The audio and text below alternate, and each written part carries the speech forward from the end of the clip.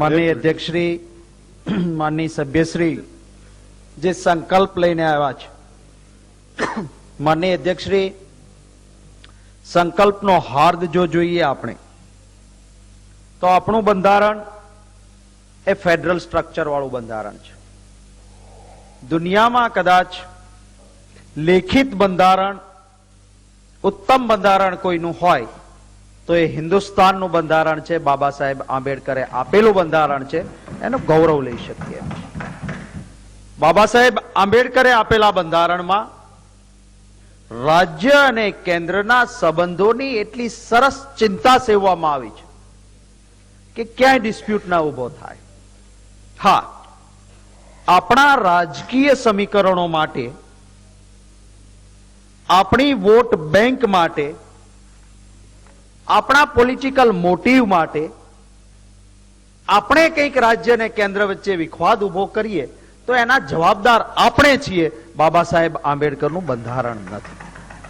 અને એ પ્રયત્ન થાય છે ત્યારે માનનીય અધ્યક્ષશ્રી, હું તો આપના મારફતે માનનીય સભ્યશ્રીને પણ વિનંતી કરીશ કે હાર્દ આપના સંકલ્પનો એને હું જરૂર સમર્થન આપું કે રાજ્ય અને કેન્દ્રના સંબંધો છે એ રાષ્ટ્રને એકતા અને અખંડિતતા બનાવે એ માટે મજબૂત હોવા જોઈએ. એમાં રાજનીતિ ન હોઈ શકે માનનીય અધ્યક્ષશ્રી. એના નામે જે સંકલ્પના જે ડ્રાફ્ટિંગના શબ્દો છે માનનીય અધ્યક્ષશ્રી, વાસ્તવિકતામાં અસ્થાને છે માનનીય અધ્યક્ષશ્રી. કારણ કે રાજ્ય અને રાષ્ટ્રના સંબંધમાં ક્યાંય કોઈ તરાપ જે અધિકૃત થયેલી બાબત છે એમાં ના આવી શકે. આ વાત આપણે સૌએ સમજવા જેવી છે. નાણાં પંચ નક્કી કરે છે, સ્વતંત્ર નાણાં પંચ છે, અને નાણાં પંચ પાસે રજૂઆત કરવા જવાની હોય છે ને માનનીય અધ્યક્ષશ્રી. ત્યારે ગુજરાતના હિતમાં અમે પણ કોંગ્રેસ ભાજપ નથી જોતા, સાથે મળીને ગુજરાતને એક પણ નાણાં, એક પણ રૂપિયો વધારે કેમ મળે એની ચિંતા કરવા સાથે જઈએ છીએ.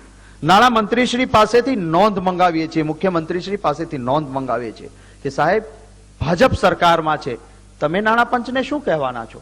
અમે પણ એ લાઈન ઉપર નાણાં પંચને કહીએ કે નાણાં પંચ ગુજરાતને વધારે નાણાં આપે એની મહેનત કરીએ. એ તટસ્થ નાણાં પંચ છે. પરંતુ આપણે કેન્દ્ર અન્યાય કરીને જો આપણે આપણી રાજકીય ખીચડી પકવવાનો પ્રયત્ન કરી અને રાજ્યમાં એક જુદી માનસિકતા ઉભી કરીએ તો આખરે કોને નુકસાન થવાનું માનનીય અધ્યક્ષશ્રી? આ રાષ્ટ્રની એકતા અને અખંડિતતાને નુકસાન થવાનું છે.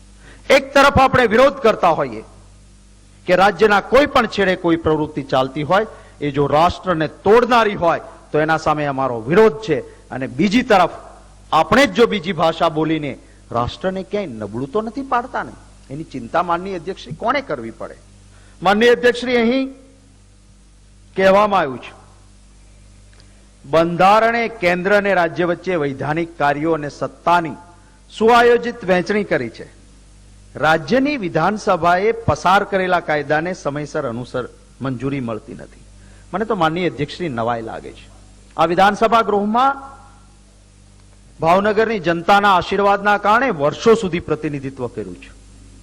આ પ્રકારના સંકલ્પ લઈને આવનારા અન્ય કોઈ મેં ક્યારેય જોયા નથી કે જે એમ કહે, કારણ કે વિધેયક પસાર વિધાનસભા કરે છે પરંતુ બંધારણમાં એને અનુમતિ આપવાનું કામ બે ઓથોરિટી કરે છે જે કોન્સ્ટિટ્યુશનલ હેડ છે, રાજ્યના રાજ્યપાલશ્રી અને રાષ્ટ્રપતિશ્રી. શું આપણે આ સંકલ્પ દ્વારા એમના પર કોઈ પ્રહારો કરવાની ચેષ્ટા કરવાનો પ્રયત્ન કરીએ છીએ? અને એ માનનીય અધ્યક્ષશ્રી ક્યારેય લોકશાહી વ્યવસ્થામાં સાંખી ન લેવાય એવી બાબત છે. આપણે આપણી આત્મખોજ કરવી પડશે. આપણે દ્રષ્ટિ આપણી અંદર રાખવી પડશે કે આ વિધાનસભામાં જે બિલો પસાર કરવાની આપણે ચેષ્ટા કરીએ, આપણને રાજ્યપાલશ્રીને ત્યાંથી સંદેશો આવે કે સાહેબ મહિલાને 50% અનામત મળે એમ હું મહિલા ગવર્નર તરીકે ઈચ્છું છું. આ બિલમાં ફરજિયાત મતદાન સાથે ન રાખો અને અલગ પાડો જેથી આ રાજ્યની મહિલાઓને 50% અનામત મળી જાય. આ કરીને મોકલો. ફરજિયાત મતદાન શેના માટે નથી શક્ય એનું લોજિક આપવામાં આવે. આપણો અહમ કેવો છે? માનની રાજ્યપાલશ્રીએ શું સલાહ આપી એને અવગણવાની. રાજ્યપાલશ્રીની સલાહ ઉપરવટ જઈને બહુમતીના જોરે ફરી એનું એ જ બિલ પસાર કરીએ તો ક્યાંથી મંજૂરી મળે આપણને? અને પછી એના માટે આપણે કોઈ બીજા પર દોષારોપણ કરવાનું, આપણે એનો અપયશ એ શું બીજે ઢોળવાનો પ્રયત્ન કરવાનો? માનનીય અધ્યક્ષશ્રી, આતંકવાદ એ આ રાષ્ટ્રનો દુશ્મન છે. આતંકવાદનો કોઈ કલર ના હોઈ શકે. આતંકવાદ કરનારો ગમે તે કપડામાં હોય એને છાવરવાની પ્રયત્ન ન કરાય. આતંકવાદીને એક થઈને તોડી પાડવો જોઈએ. પરંતુ આપણે શું કરીએ છીએ? આતંકવાદના નામે પણ રાજકારણ કરીએ. શું કાયદાથી આતંકવાદ રોકી શકાય છે? મારો સવાલ છે. અરે દિલમાં નિષ્ઠા હોય તો આતંકવાદ રોકી શકાય. કાયદા તો પર્યાપ્ત છે. આ દેશની પાસે તાકાત કાયદાની અમર્યાદિત છે. ફાંસીના માચડે ચડાવવા માટેનો ઇન્ડિયન પિનલ કોડ આપણી પાસે મોજૂદ છે. અરે તમારા પાસે કાયદાઓ હતા, મજબૂત કાયદાઓ કયો છો એવા કાયદાઓ હતા. આપના પાસે પોટા હતા. અને શું થયું? આપની સરકાર હતી દિલ્હીમાં, આપની સરકાર અહીંયા હતી, અને આતંકવાદીઓએ પાર્લામેન્ટ ઉપર હુમલો કર્યો, લાલ કિલ્લા પર હુમલો કર્યો, રઘુનાથ મંદિર પર હુમલો કર્યો, અક્ષરધામ પર હુમલો કર્યો. આ રાજ્યની અંદર કે રાષ્ટ્રની અંદર આતંકવાદી હુમલાઓ થયા. કાયદો હતો આપની પાસે, ગુજકોક કરતા અનેક ગણો પાવરફુલ કહેવાય એવો પોતાનો કાયદો હતો. આપ રોકી શક્યા નહીં. આતંકવાદને આપ રોકી શક્યા નહીં. અરે એટલું જ નહીં માનનીય અધ્યક્ષશ્રી, આપણી જેલમાં જે આતંકવાદી કેદ હતા ને એને કાંધાર છોડવા જવાનું પાપ એ વખતે કરવામાં આવ્યું માનનીય અધ્યક્ષશ્રી. અને પછી આપણે એમ કહીએ કે અમને આતંકવાદ સામે લડવા કાયદાની જરૂર છે. માનનીય અધ્યક્ષશ્રી, ગુજકોકના કાયદાના નામે રાજનીતિ થાય છે ત્યારે મારે કહેવું છે. માનનીય અધ્યક્ષશ્રી, 16/12/2001 ના રોજ ગુજકોકનું બિલ ડ્રાફ્ટ બનાવીને ભારત સરકારને મોકલ્યું. આ સરકારે મોકલ્યું. એ વખતે કેન્દ્રમાં ભારતીય જનતા પક્ષની સરકાર હતી. માનનીય અધ્યક્ષશ્રી, થોડા સમય માટે નહીં, એક કેન્દ્રમાં બેઠેલી ભાજપની સરકાર 2001 થી 2003 સુધી એ બિલ પર નિર્ણય ન કર્યો અને 26/3/2003 ના રોજ આટલા સુધારાઓ કરો એમ કરીને ગુજકોકનું બિલ પાછું મોકલ્યું. ત્યારે કોઈ કોંગ્રેસની સરકાર નહોતી. માનનીય અધ્યક્ષશ્રી, હું કેન્દ્રની ટીકા કરવા માંગતો નથી. હું તો અભિનંદન આપીશ કે એ વખતે ત્યાં એનડીએની સરકાર હતી, એને પણ લાગ્યું હતું કે આ બિલ આપ આપના અધિકાર ક્ષેત્રની બહારનું લાવો છો અને એટલા માટે ભલે ગાંધીનગરમાંથી અડવાણીજી ચૂંટાઈને જતા હોય, ગૃહપ્રધાન હોય, નાયબ વડાપ્રધાન હોય, એમણે પણ આપનું બિલ પાછું મોકલી આપ્યું હતું કે આટલા સુધારા કરો. 2 વર્ષ રાહ જોયા પછી માનનીય અધ્યક્ષશ્રી, એ પછી શું થયું? આ વિધાનસભા ગ્રહે બિલ પસાર કર્યું. એ બિલ પસાર કર્યા પછી 8/3/2004 ના રોજ પરિસ્થિતિ શું થાય? વિધાનસભા ગ્રહ બિલ પસાર કરે એટલે માનનીય રાજ્યપાલ શ્રી પાસે જાય. રાજ્યપાલ શ્રી પાસે 2 વિકલ્પ હોય. એક આપના કાર્યક્ષેત્ર મુજબનું બિલ હોય ને, એને સહી કરે એટલે કાયદો બની જાય. પણ જ્યારે રાજ્યપાલ શ્રીને એમ લાગે કે આપનું બિલ છે એ આપના અધિકાર ક્ષેત્ર બહારનું છે, તો એમના પાસે બીજા 2 વિકલ્પ આવે. આપને પુનઃ વિચારણા માટે મોકલવાનું અથવા તો રાષ્ટ્રપતિશ્રીને મોકલે કે મને આમાં મંજૂરી આપવા જેવું, આપના વતી એસેન્ટ આપવા જેવું નથી લાગતું, આપ નિર્ણય કરો. એ સમયે આપના રાજ્યપાલ શ્રી હતા માનનીય અધ્યક્ષશ્રી, અને એ રાજ્યપાલ શ્રી રાજ્યપાલ બન્યા એ પહેલા આપની વિચારધારાને વરેલા હતા, આરએસએસના વ્યક્તિ હતા. એવા માનનીય અધ્યક્ષશ્રી રાજ્યપાલ શ્રી બેઠા હતા. એમને પણ શું લાગ્યું કે ના, આ ગુજકોકના બિલને મારે રાષ્ટ્રપતિ વતી મંજૂરી નથી આપી. એમણે સહી કરી દીધી હોત તો ગુજકોક તે દિવસે જ કાયદો અમલમાં આવી ગયો હોત. એમણે પણ સહી નહોતી કરી. માનનીય અધ્યક્ષશ્રી, એ પછી અતિ વિચારણાના અંતે માત્ર 2 નાના સુધારા સૂચવા આપને કે ગુજકોકનો કાયદામાં આ 2 વસ્તુ સેન્ટ્રલના કાયદાથી કોન્ફ્લિક્ટ થાય છે. આ 2 સુધારા કરીને ગુજકોક બિલ પસાર કરો, કેન્દ્ર સરકાર તમને મંજૂરી આપી શકે. રાષ્ટ્રના કાયદાની સામે રાજ્યનો કાયદો કોન્ફ્લિક્ટ ન થવો જોઈએ. કોન્ફ્લિક્ટ થાય તો નવો બનતો કાયદો છે એમાં સુધારો કરવો જોઈએ. કહેવામાં આવે છે કે મકોકાને કેમ મંજૂરી આપી? ક્યારેય અભ્યાસ કર્યો છે ખરો કે જે સમયે જે કાયદાને જ્યારે મંજૂરી આપી એ વખતે રાષ્ટ્રમાં રાષ્ટ્રીય કાયદો કયો હતો એની સાથે સરખામણી ન કરી શકો એવી પરિસ્થિતિ હતી.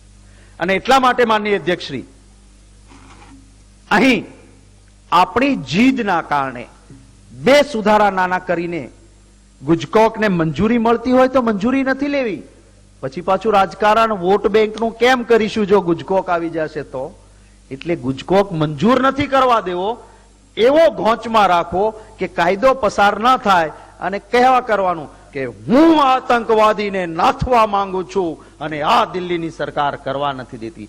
એ વોટ બેંકની રાજનીતિ માનની અધ્યક્ષશ્રી આતંકવાદ સામે નહીં ચાલવી જોઈએ. હું કહું છું આવો એક બનીએ, ખભે ખભા મિલાવીને આતંકવાદની સામે લડીએ. આ રાજ્યમાં, આ રાષ્ટ્રમાં એવી ભૂમિકા ઉભી કરીએ કે ખૂણામાં ગરીબમાં ઝૂંપડામાં બેઠેલો ભાઈ છે એને પણ આતંકવાદની તકલીફ ના પડે એવું વાતાવરણ ઊભું કરીએ. મારી આજુબાજુ લોખંડી કિલ્લો, હું સલામત, ગુજરાતનું થાય તે થાય, એ પરિસ્થિતિ માનની અધ્યક્ષશ્રી ન ચાલી શકે એ મારે કહેવું છે. માનની અધ્યક્ષશ્રી, કેટલીક નાણાંની વાતો થઈ છે. મેં પહેલા જ કહ્યું કે નાણાં પંચ છે 24 ને. માનની અધ્યક્ષશ્રી, જે પરિસ્થિતિમાં દેશમાંથી નાણાં ગુજરાતને મળે છે એના માત્ર 2-3 આંકડાઓ બોલીને હું મારી વાત માનનીય અધ્યક્ષશ્રી પૂરી કરી દઈશ. માનનીય અધ્યક્ષશ્રી, સૌથી મોટું કૌભાંડ 2 મિનિટનો સમય. હાજી, જે કૌભાંડ થયું એ માધુપુરા સહકારી બેંકનું કૌભાંડ થયું. 14,91,523 સ્થાપણદારો.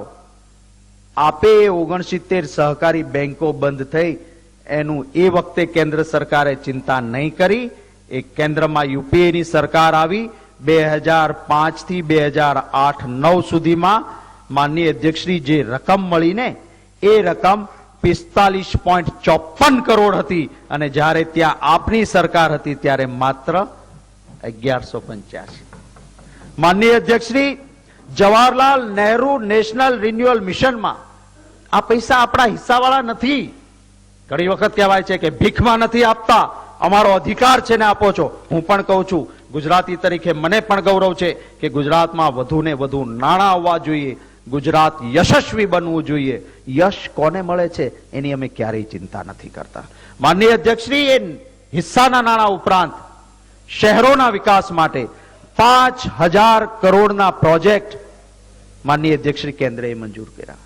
આ આંકડાઓ આરટીઆઈમાં મેળવીને માનનીય અર્જુનભાઈએ ટ્રુથ નામની ચોપડી બહાર પાડી છે. એમાં ક્યારેક તો પાના ફેરવજો જેમાં આરટીઆઈ સરકારી દસ્તાવેજોના સીધા ઉતારાઓ મૂકવામાં આવ્યા છે. કોઈ મનઘડિત વાત નથી. માનનીય અધ્યક્ષશ્રી, સાણંદ સિટીને સેટેલાઇટનો દરજ્જો આ સરકારે આપ્યો. માનનીય અધ્યક્ષશ્રી, અમદાવાદની સિવિલ હોસ્પિટલમાં નેશનલ ઇન્સ્ટિટ્યૂટના દરજ્જા સાથે 100 કરોડ રૂપિયાની ગ્રાન્ટ એ સરકારે આપી. 2004 સુધી ગાંધીનગરમાં નવું રેલવે સ્ટેશન નહોતું. અહીંથી ચૂંટાયેલા પ્રતિનિધિ મોટી સત્તા પર હોવા છતાં અહીં માનનીય અધ્યક્ષશ્રી ગાંધીનગરમાં નવું રેલવે સ્ટેશન અપાયું, એનઆઈડી નું નવું કેમ્પસ આવ્યું, આઈઆઈટી આવી, સેન્ટ્રલ યુનિવર્સિટી આવી.